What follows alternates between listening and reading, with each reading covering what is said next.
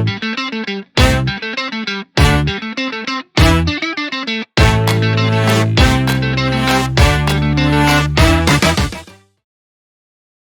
Everyone, this is professor Rohan Satam.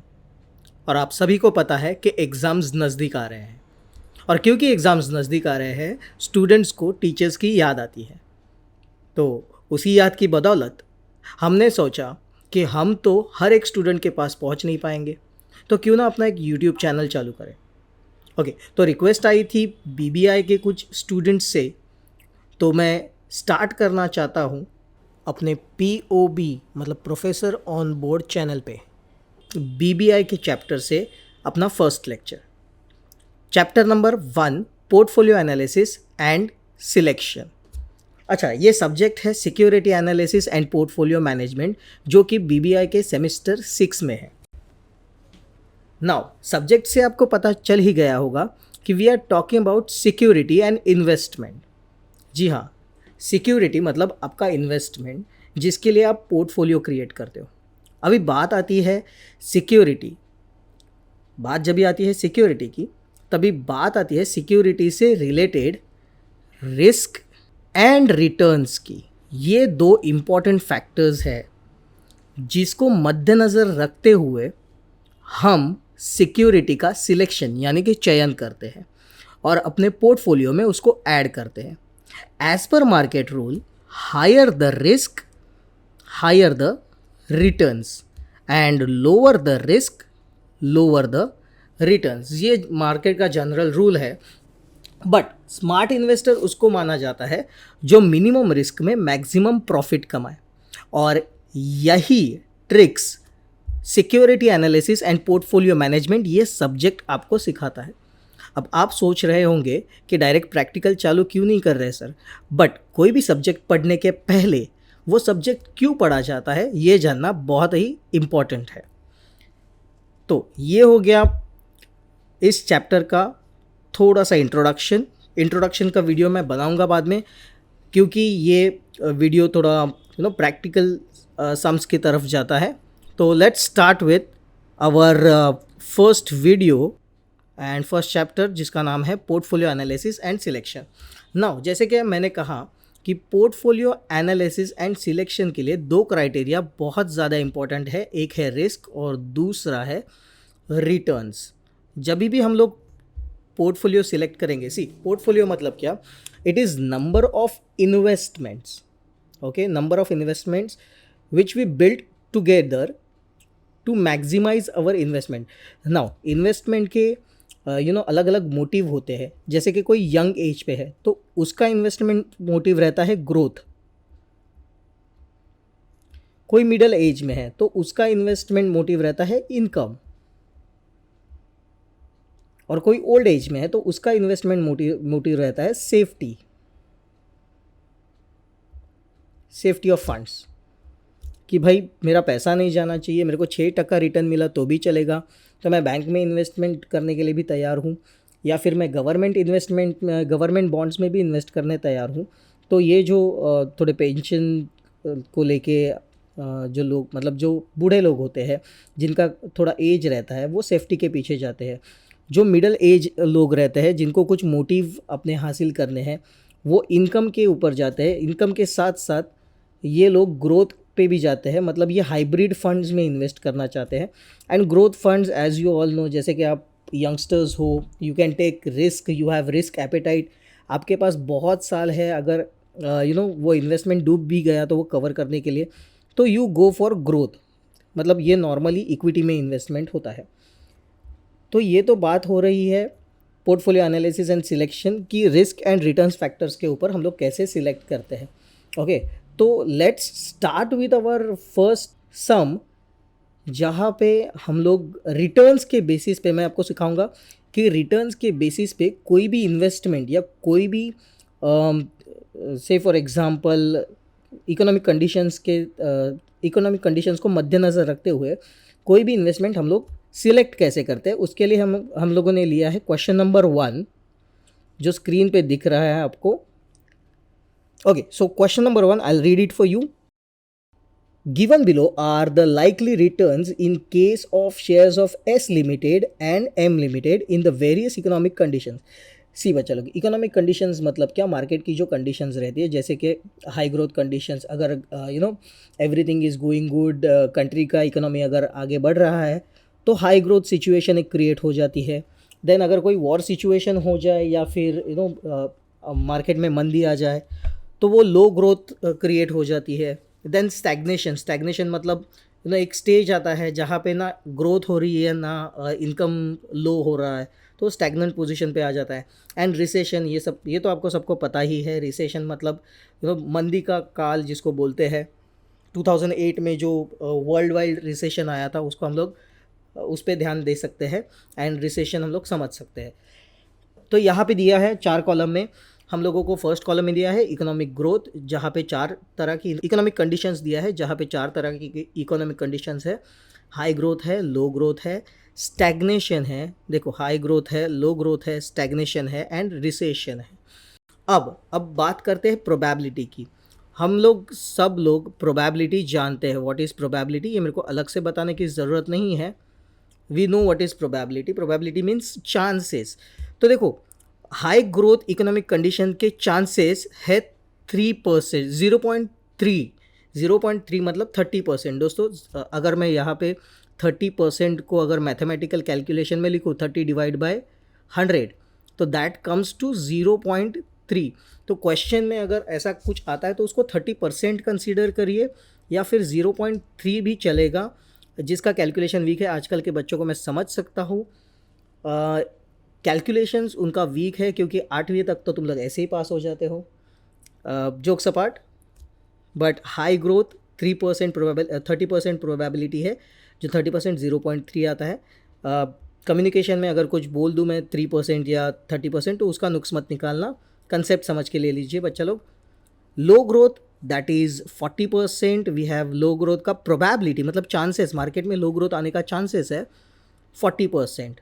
Okay, then stagnation, we have stagnation का chances है 20% and recession का chances है 10%.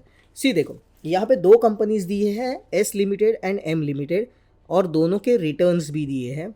जब हाई ग्रोथ रहता है जिसके चांसेस 30% है, तब एस लिमिटेड का इनकम दिया है 15%, लो ग्रोथ के टाइम पे 13%, स्टैग्नेशन के टाइम पे है 9% एंड रिसेशन के टाइम पे है 6%. ओके, ये सब देख लीजिएगा.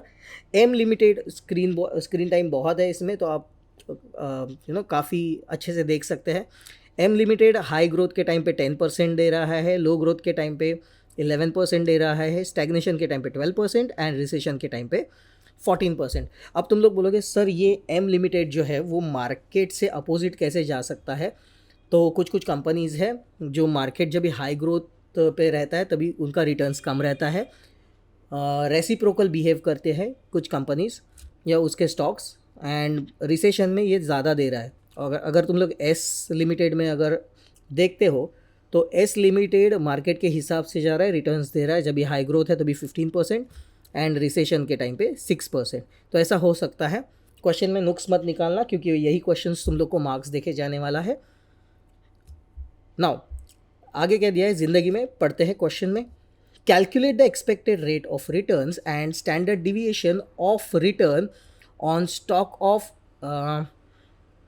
एडिटिंग में mistake, S limited and M limited. Okay, क्या बोला है, कैलकुलेट द एक्सपेक्टेड रिटर्न. अभी मेरे को एक्सपेक्टेड रिटर्न कैलकुलेट करना है. कैसे कैलकुलेट करना है उसका प्रोसीजर मैं बता देने वाला हूँ आगे. नॉर्मली हम लोग expected returns and standard deviation एक ही टैब में कैलकुलेट करते हैं, बट क्योंकि ये पहला क्वेश्चन है मैं आपको बताऊंगा कि एक्सपेक्टेड रिटर्न अलग से कैसे कैलकुलेट करना है एंड स्टैंडर्ड डिविएशन अलग से कैसे कैलकुलेट करना है. आगे दिया है B, if you could invest in either stock of Sun limited और Moon limited but not in both, which stock would you prefer. ये सबसे बड़ा क्वेश्चन मार्क है. देखो, ये सन लिमिटेड मून लिमिटेड हम लोग एक्चुअली वो एस लिमिटेड है एंड एम लिमिटेड है. ओके। तो यहाँ पे हम लोगों को चॉइस करने दिया है, जब भी चॉइस करने आते हैं तभी बहुत कठिनाइयों का सामना करना पड़ता है। कोई कोई लड़के होते हैं जिनके ज़िंदगी में लड़कियाँ ही नहीं होती, और कोई कोई लड़के होते हैं जिनको ज़िंदगी में लड़कियाँ चॉइस करनी पड़ती है।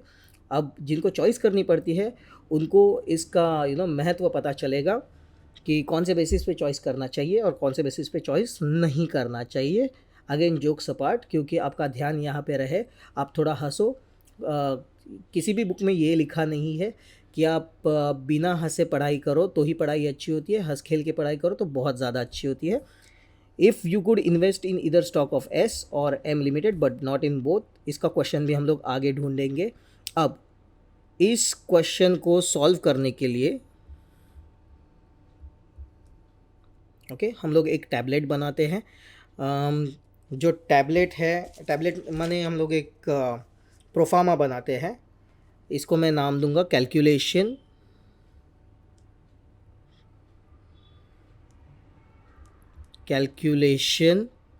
ऑफ एक्सपेक्टेड रिटर्न्स, जिसको हम लोग ER भी बुला सकते हैं। Excuse me for my hand writing. अगर आपको अच्छी लगे तो तारीफ़ कीजिएगा, नहीं अच्छी लगे तो इग्नोर कीजिएगा, क्योंकि इसी हैंड राइटिंग से आपको सीखना है आगे। ओके, अब हम लोग आते हैं हेडर के टाइप पे। यहाँ पे देखो मैंने कॉलम बनाए हैं अलग अलग। पहला कॉलम जो है वो बनता है इकोनॉमिक कंडीशंस का।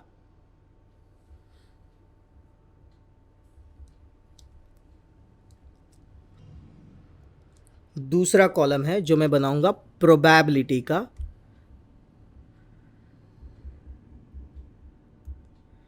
ओके, अब इकोनॉमिक कंडीशंस को तो किसी डिनोशन का ज़रूरत नहीं है, लेकिन प्रोबेबिलिटी को मैं डिनोट करूंगा P से। ओके, देन यहाँ पे मैं लिखूंगा S लिमिटेड और यहाँ पे M लिमिटेड। यहाँ पे मैं बनाऊंगा returns of S limited. Okay, और यहाँ पे आएगा expected returns. Same goes with M limited, returns and expected returns. Okay, returns को मैं डिनोट करता हूँ R से एंड एक्सपेक्टेड रिटर्न्स को मैं डिनोट करता हूँ P मल्टीप्लाइड R से। क्योंकि मैं यहाँ पे फॉर्मूला ही लिख रहा हूँ तो आपको पता चल ही गया होगा। Okay, now which economic conditions we have? We have high growth, then we have low growth, then we have stagnation, and we have recession. Okay, then probability जो क्वेश्चन में दी गई है वही हम लोग प्रोबेबिलिटी लिखेंगे। Probability 3, 4, that is 30%, 40%, 20% and 10%। तो मैं लिखते समय भी जैसे क्वेश्चन में दिया है, क्योंकि कैलकुलेशन करने में ज़्यादा आसानी हो जाती है, 0.30, 0.40, देन 0.20 एंड 0.10 ये लिखेंगे। एस लिमिटेड के रिटर्न्स भी दिए हैं हमें क्वेश्चन में, अगर देखोगे तो एस लिमिटेड के रिटर्न्स है 15%, 13%, 9% एंड 6%। ये मैं लिख लेता हूँ, 15%, then 13%, then we have 9% and we have 6%। अब जब भी मैं कैलकुलेशन, अच्छा परसेंटेज को आप इग्नोर कर सकते हो वाइल कैलकुलेटिंग।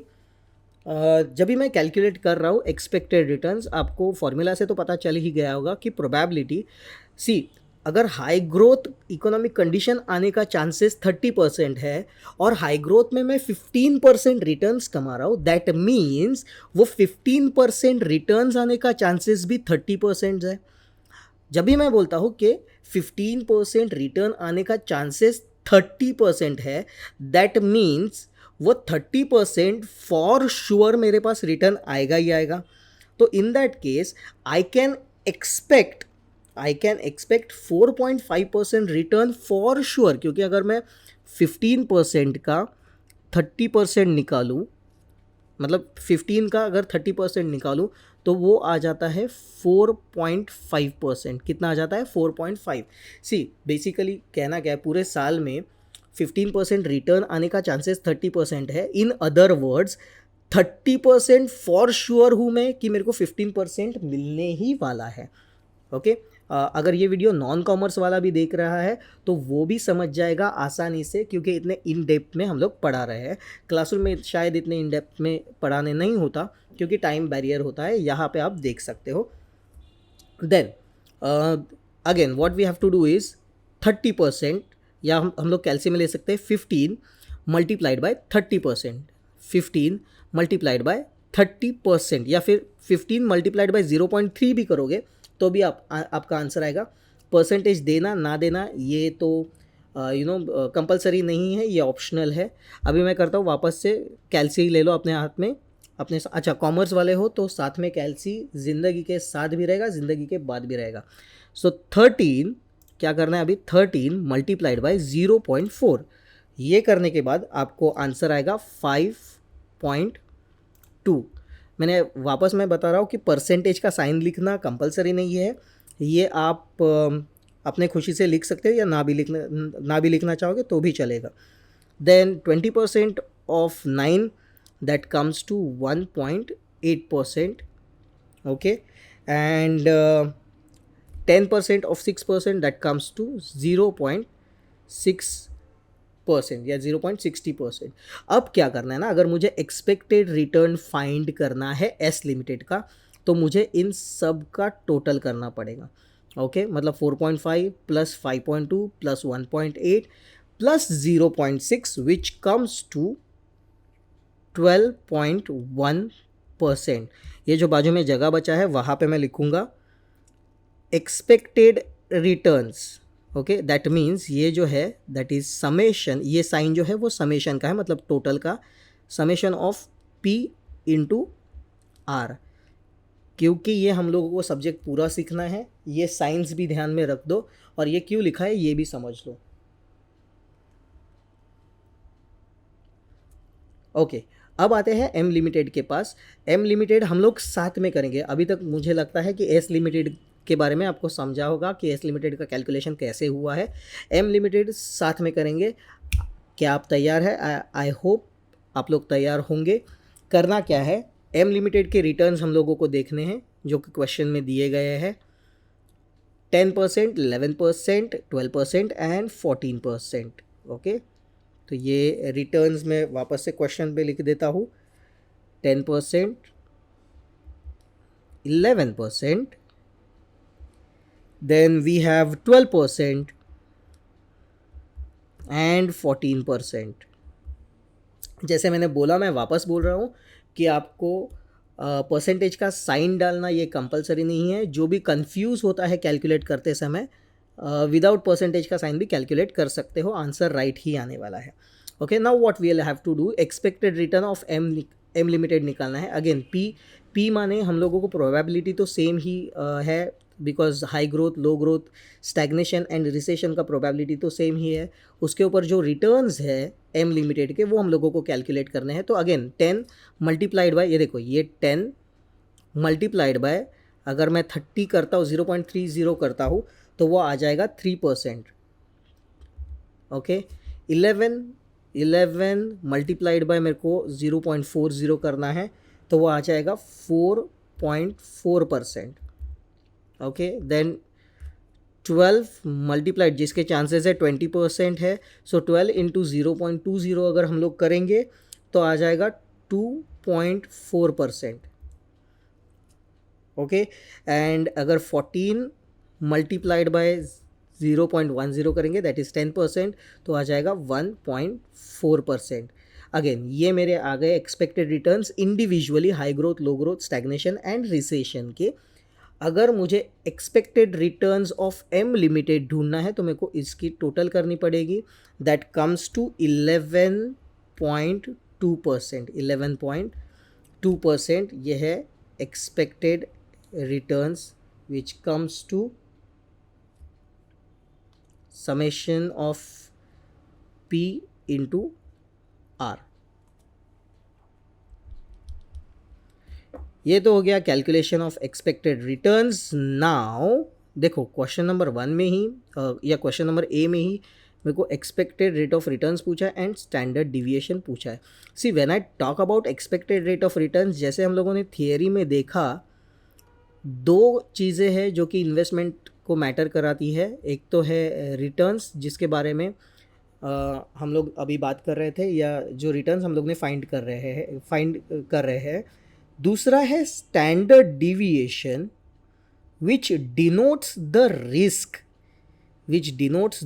रिस्क का जो पार्ट है वो डिनोट करता है. अब डिविएशन का मतलब समझ लो. सबसे पहला डिविएशन का मतलब समझ लो. You expect some returns, you expect something. For example, you are expecting 10% returns and you got 8% returns. See, the expected returns and actual returns, इसमें डिफरेंस है. एक्चुअल रिटर्न तुम लोगों को 2% कम मिला है, ये डिविएट हुआ है. मतलब जो तुम लोग एक्सपेक्ट कर रहे हैं उससे कुछ अलग आंसर आया है.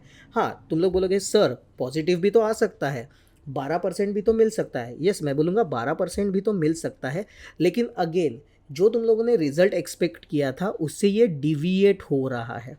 अब अगर तुम लोग एक्सपेक्ट कर रहे हो 10% और तुम लोगों को मिल रहा है 6% या फिर 16% मिल रहा है, देखो एक बात समझ लो बच्चा लोग, जहाँ पे डिविएशन ज़्यादा रहता है वहाँ पे रिस्क भी ज़्यादा रहता है. अभी जैसे कि बिटकॉइन ले लो, बिटकॉइन का प्राइस जो है वो फ्लक्चुएट बहुत ज़्यादा होता है. और क्योंकि हम लोगों ने देखा अभी लास्ट 1 साल में, उसके पहले 2 साल तो जिनके पास बिटकॉइन थे उन्होंने बहुत मज़े किए. फ्लक्चुएशंस हो रहे, प्राइस फटाक से बढ़ रहे थे, लेकिन सडनली जब भी डाउनफॉल आता है तभी प्राइस फटाक से कम भी हो जाते हैं. दैट शोज़ द डिविएशन का power. That shows deviation, maximum deviation, जितना ज़्यादा डिविएशन है उतना रिस्क भी ज़्यादा है. तो स्टैंडर्ड डिविएशन है दैट टॉक्स अबाउट रिस्क. अब वो कैसा कैलकुलेट करते हैं वो मैं बताता हूँ. जैसे कि हम लोगों ने पहले देखा था, यहाँ पे मैंने दूसरा टेम्पलेट क्रिएट किया है, कैलकुलेशन ऑफ स्टैंडर्ड डिविएशन. अच्छा, जब भी मैं स्टैंडर्ड डिविएशन कैलकुलेट करूँगा मैं पर्टिकुलर एक कंपनी का अलग से कैलकुलेट करूँगा. तो यहाँ पे मैं लिखता हूँ कैलकुलेशन ऑफ स्टैंडर्ड डिविएशन. तुम लोग को पूरा लिखना है क्योंकि मेरे पास वीडियो में उतना टाइम नहीं है. ओके, स्टैंडर्ड डिविएशन को हम लोग डिनोट करते हैं इस साइन से. Okay, and standard deviation of कौन सा लिमिटेड, ऑफ सन लिमिटेड या एस लिमिटेड. क्वेश्चन में एस लिमिटेड है तो हम लोग एस लिमिटेड लेंगे. ओके, तो ये एस लिमिटेड के बारे में मेरे को क्या क्या लिखना है, यहाँ पे मुझे लिखना है इकोनॉमिक कंडीशन. ओके, अगेन मैं शॉर्ट फॉर्म में लिख देता हूँ, तुम लोग फुल फॉर्म में लिख लेना. High growth, then low growth, then stagnation, and then we have recession. Okay, तुम लोग फुल फॉर्म में लिख लेना, अभी तक तुम लोगों को पता ही चल गया होगा. प्रोबेबिलिटी वी हैव, जिसको मैं डिनोट करूँगा P से, दैट इज़ 0.3, then 0.4, 30%, 40%, 0.2, 0.1. ओके, इतना है. मैंने एक एक्स्ट्रा ये लिखा है, कॉलम बनाया है, उसके लिए सॉरी तो नहीं बोलूँगा, होता है. बड़े बड़े देशों में छोटी छोटी बातें होती रहती है, senorita. Okay, then we have returns that comes to, जिसको हम लोग डिनोट करेंगे आर्क से.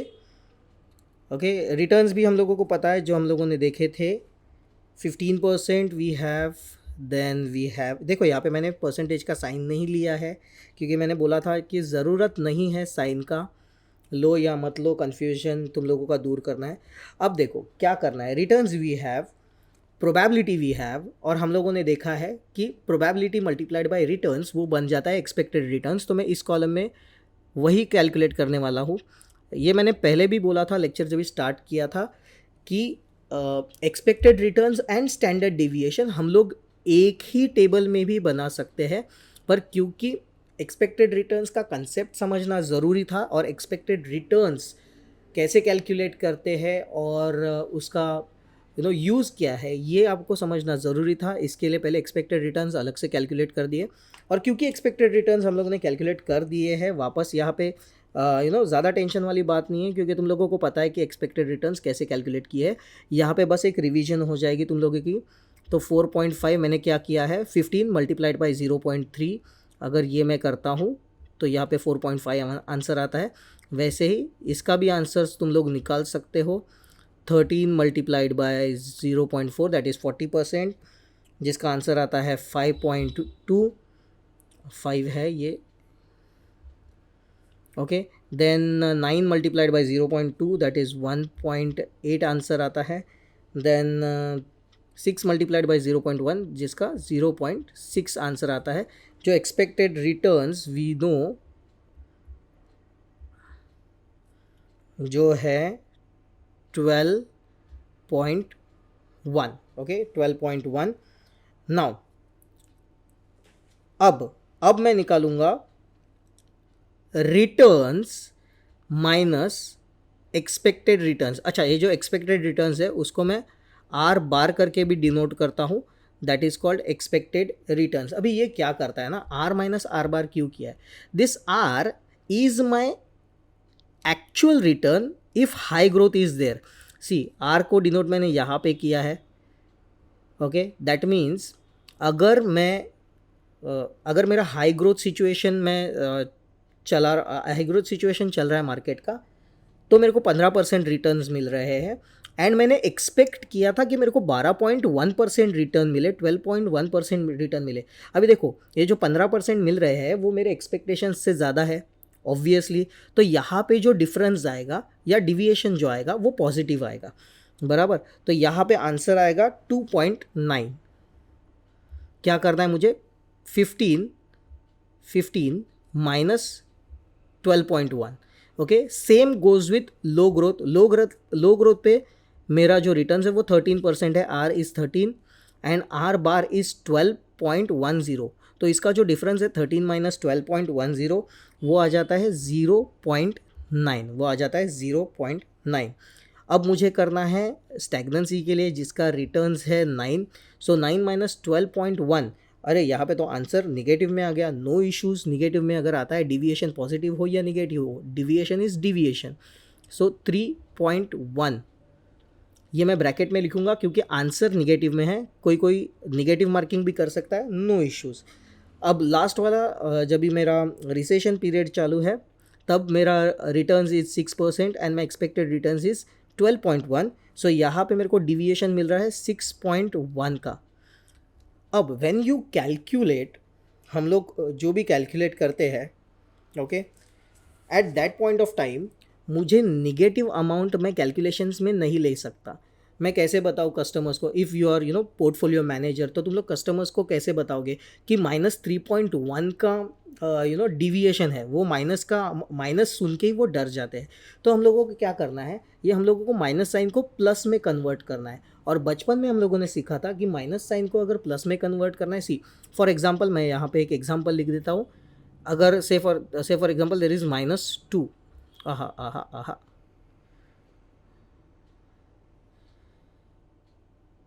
देयर इज अमाउंट ऑफ -2 जिसको मेरे को प्लस में कन्वर्ट करना है। तो मैं क्या करूँगा, -2 का अगर मैं स्क्वायर करता हूँ तो वो हो जाता है 4, और ये जो 4 आता है उसको मैं वापस से अगर स्क्वायर रूट में डाल देता हूँ तो मुझे आंसर मिलता है 2। सो इट्स अ मैथ्स का मैजिक। वही मैथ्स का मैजिक उन्होंने यहाँ पे यूज़ किया है। मतलब ये जो r माइनस आर बार जो आएगा उसका स्क्वायर किया है, r minus R bar square. आपको कुछ नहीं करना, ये जो 2.9 है उसका स्क्वायर करना है। कैलसी ले लो फटाफट और कैलकुलेटर पे टाइप करो 2.9 multiplied by 2.9 which comes to 8.410। Okay, 3 digit तक हम लोग ले सकते हैं और लिया तो भी चलेगा। चलो, ये तो आ गया 8.410, ये आ गया 2.9 का स्क्वायर, 0.9 का स्क्वायर क्या आएगा, वो आएगा 0.810. Okay, then -3.1. सी, अभी जिसका स्क्वायर पॉजिटिव ही आने वाला है वो कैल्सी में क्या ही माइनस लोगे, तो 3.1 मल्टीप्लाइड बाय 3.1 करोगे तो भी आंसर सेम आएगा, या फिर -3.1 मल्टीप्लाइड बाय -3.1 करोगे तो भी आंसर सेम ही आएगा, which comes to 9.610. Okay, again 6.1 multiplied by 6.1 या फिर -6.1 मल्टीप्लाइड बाय -6.1 करोगे तो भी आंसर आएगा 37.210. कैल्सी पे आपका हाथ बैठना बहुत ही ज़रूरी है, इसके लिए मैं बोलता हूँ जब भी वीडियो भी देख रहे हो कैल्सी अपने साथ रखना, अपने पास रखना. एक बार तुम लोगों के लाइफ में गर्लफ्रेंड नहीं रहेगी, बॉयफ्रेंड नहीं रहेगा तो भी चलेगा, लेकिन लाइफ में कैल्सी होना बहुत ज़रूरी है, बिकॉज तुम लोग कॉमर्स स्टूडेंट्स हो. ध्यान में रहे ये बात. ओके, अब ये तो मुझे आया स्क्वायर या फिर ये तो मेरे को डेविएशन आया, बट ये डेविएशन आने का again there are chances, probability, क्योंकि हम लोग प्रोबेबिलिटी पे खेल रहे हैं ना. हाई ग्रोथ आया तो प्रोबेबिलिटी आएगा, राइट. तो ये जो मेरे को आंसर आ रहा है r minus R bar square का, उसको मेरे को मल्टीप्लाई करना पड़ेगा प्रोबेबिलिटी से. किससे? प्रोबेबिलिटी हम लोग का पीछा नहीं छोड़ रही है, तो मैं क्या करूँगा, p multiplied by r minus R bar square. Formula देख के चक्रा मत जाना. p तुम लोगों को यहाँ पे मिल रहा है and r minus R bar square तुम लोगों को यहाँ पे मिल रहा है. तो बस तुम लोगों को अभी दो कॉलम पे फोकस करना है, p पे and r minus R bar square पे. Now if I multiply 8.410 by 0.3, that is probability of 30%, the answer would be 2.523. 3 digit तक हम लोग आंसर लिख सकते हैं. वैसे ही हम लोग को करना है 0.810 multiplied by 0.40 which comes to 0.324. उसके नीचे का आंसर है 9.610. ये जो है 9.610 मल्टीप्लाइड बाय 0.2, उसका आंसर आ जाएगा 1.922. उसके बाद है 37.210 मल्टीप्लाइड बाय 0.10 करना है, तो उसका आंसर आ जाएगा 3.721. अब ये जो आया है p multiplied by r minus R bar square, इसका मैं टोटल करूँगा और मैं यहाँ पे लिखूँगा summation of p into r minus R bar square. बड़े बड़े फॉर्मूला से डरना नहीं है अपने को. एक बार तुम लोगों का प्रैक्टिस हो जाए तो तुम लोगों को भी समझ में आ जाएगा, आदत हो जाएगी. अब इसका आंसर आता है 8.490.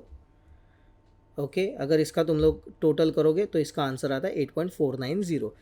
Now I have to calculate standard deviation. What I have to calculate? Standard deviation. और स्टैंडर्ड डिविएशन माने, अच्छा ये स्टैंडर्ड डिविएशन का साइन है. ओके, अब जैसे मैंने बोला था कि यहाँ पे अगर तुम लोग देखोगे तो निगेटिव वैल्यू को हम लोग ने पॉजिटिव में तो कन्वर्ट किया है, लेकिन अभी तक उसका स्क्वायर रूट नहीं लिया है. तो ये जो अमाउंट आया है अपने पास, उसका भी स्क्वायर रूट लेना पड़ेगा. बने हाँ तो फॉर्मूला भी बन जाता है. ये जो अमाउंट आया 8.490, वो किस वजह से आया है, यहाँ पे मैं लिखता हूँ square root of variance. Variance माने डिफरेंस. फॉर्मूला अगर कोई पूछे तो उसके मुंह पे फेंक के फॉर्मूला मार दो.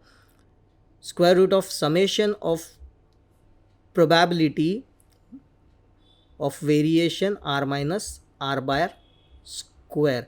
देखो थोड़ा स्मार्ट वर्क करना चाहिए, क्योंकि ये हम लोगों ने यहाँ पे पहले ही लिखा है, हम लोगों को मिल गया है ये. उसको सिर्फ हम लोगों को स्क्वायर रूट में डालना है. ये सीक्रेट है, किसी को बताना मत. किसी ने पूछा फॉर्मूला कहाँ से पढ़ा है तो बोल देना बहुत मेहनत की है. ओके, देन बस इसका अमाउंट जो है वो मेरे को स्क्वायर रूट में डालना है. 8.490 का स्क्वायर रूट जो कि आएगा, that comes to 2.913. So standard deviation मतलब रिस्क फैक्टर जो है ऑफ एस लिमिटेड इज 2.913. अब मैं चाहता हूँ कि आप लोग, नहीं लेकिन मेरे को ही करना पड़ेगा क्योंकि पहला सम है तो मेरे को करके दिखाना पड़ेगा। ये तो हो गया एस लिमिटेड का, ठीक है। आई नो कि बहुत स्क्रीन टाइम हो गया है, लेकिन अपने को कंटिन्यू करना पड़ेगा। ओके, यहाँ पे एस लिमिटेड हो गया। Now we will talk about M limited. Same columns M limited के लिए बनाए हैं। जैसे कि हम लोगों ने एस लिमिटेड के लिए स्टैंडर्ड डिविएशन फाइंड किया, तो हम लोग एम लिमिटेड के लिए भी स्टैंडर्ड डिविएशन फाइंड करेंगे। ऑब्वियसली वैसा ही टेबल बनाएंगे जैसे एस लिमिटेड के लिए बनाया था। यहाँ पे आएगा इकोनॉमिक कंडीशन। अभी मैं थोड़ा शॉर्ट फॉर्म में लिख रहा हूँ, तुम लोगों को फुल फॉर्म में लिखना है क्योंकि तुम लोग स्टूडेंट्स हो। Then high growth, okay. Then आएगा लो ग्रोथ, ये इकोनॉमिक कंडीशंस में लिख रहा हूँ। देन स्टैग्नेशन, देन आता है recession, okay. Then we have probability, P से जिसको डिनोट किया गया है वो आता है। Again probability is same, that is 0.3, 0.4 30%, 40%, 0.2 20%, and 0.1 that is 10%। Then returns we know, मैं यहाँ पे डायरेक्टली अभी आर कैलकुलेट करता हूँ एम लिमिटेड का। जो दिया हुआ है 10, 11, then we have 12 and 14।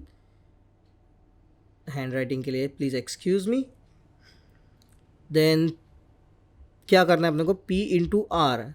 We have P probability, we have R, we have to find expected returns. So यहाँ पे मैं लिखूँगा समेशन ऑफ एक्सपेक्टेड रिटर्न्स, या फिर अगर मैंने एक्सपेक्टेड रिटर्न्स लिखा तो भी चलेगा। ओके, सो क्या करना है अपने को, सबको पता है P मल्टीप्लाइड बाय R करना है, या फिर R मल्टीप्लाइड P करोगे तो भी चलेगा। सो यहाँ पे आंसर आएगा, अभी मैं एक्सप्लेन नहीं करता ज़्यादा, 3। देन 4.4, ये हम लोगों ने पहले ही कैलकुलेट किया है, वीडियो में पीछे जाके आप वापस देख सकते हो। Then 2.4 we have, and then 1.4, 14 multiplied by 0.1, and जिसका टोटल आता है 11.2। Expected returns we have 11.2। और जैसे हम लोगों ने देखा कि actual returns minus expected returns हम लोगों को करना है, तो R माइनस R बार या फिर R माइनस ER भी कर सकते हो। यहाँ पे मैं वापस लिखता हूँ, R बार मतलब एक्सपेक्टेड रिटर्न्स या फिर एक्सपेक्टेड रिटर्न्स का टोटल। तो मेरा R यहाँ पे हाई ग्रोथ के टाइम पे है 10, 10 माइनस मेरे को क्या करना पड़ेगा, सी कॉन्सेंट्रेट ऑन 11.2। तो यहाँ पे आंसर निगेटिव आ रहा है 1.2 निगेटिव, इसके लिए मैंने उसको ब्रैकेट में लिखा। यहाँ पे आंसर क्या करना है अपने को, 11 माइनस 11.2, तो आंसर आ रहा है negative again. Then we have 12 minus 11.2, जिसका आंसर आ रहा है 0.8 positive at last, finally positive answer आया। एंड 14 माइनस 11.2, जिसका आंसर आता है 2.8। ओके, अब जैसे कि हम लोगों को पता है कि हम लोग निगेटिव अमाउंट नहीं रख सकते, तो हम लोगों को क्या करना है, इसका स्क्वायर करना है, R minus R bar square. Okay, R minus R bar square करना है। अगर जिसको स्टेप्स याद नहीं रहते, मैं वापस से स्टेप्स लिख के दूंगा इसके। तो R minus R bar square के मतलब 1.12 के आपको स्क्वायर करना है।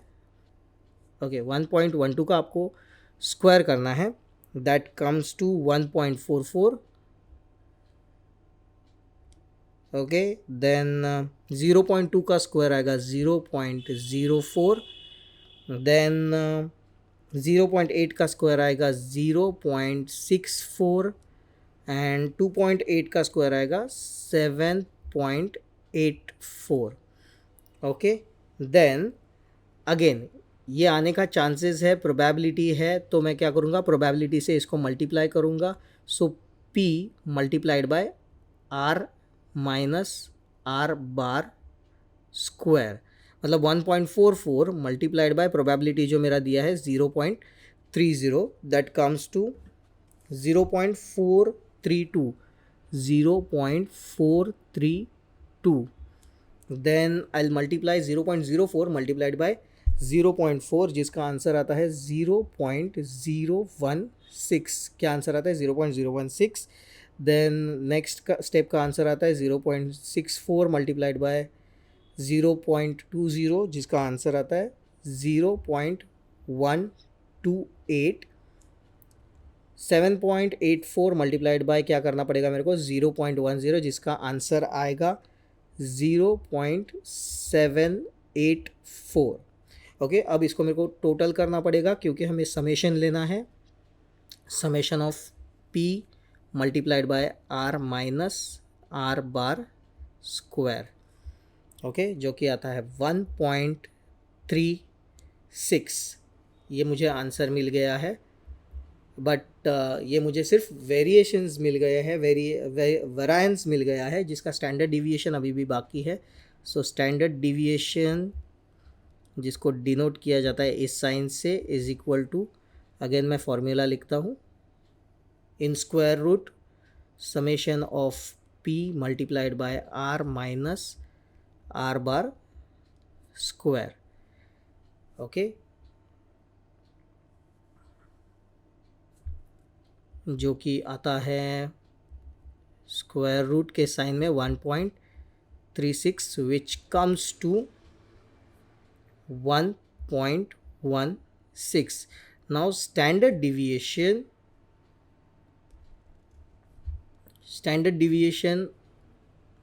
ऑफ S लिमिटेड अगर देखोगे तो वो हो जाता है 2.913 and standard deviation of M limited हो जाता है 1.16। नाउ बच्चा लोग एक बात बताइए, स्टैंडर्ड डिविएशन हम लोग ने पहले डिस्कस किया था कि स्टैंडर्ड डिविएशन किसको डिनोट करता है, तो स्टैंडर्ड डिविएशन रिस्क को डिनोट करता है एंड अपनी सारासार विवेक बुद्धि जागृत करके ये बताएगा कि अगर रिस्क ज़्यादा है तो आप इन्वेस्ट करोगे या रिस्क कम है तो आप इन्वेस्ट करोगे।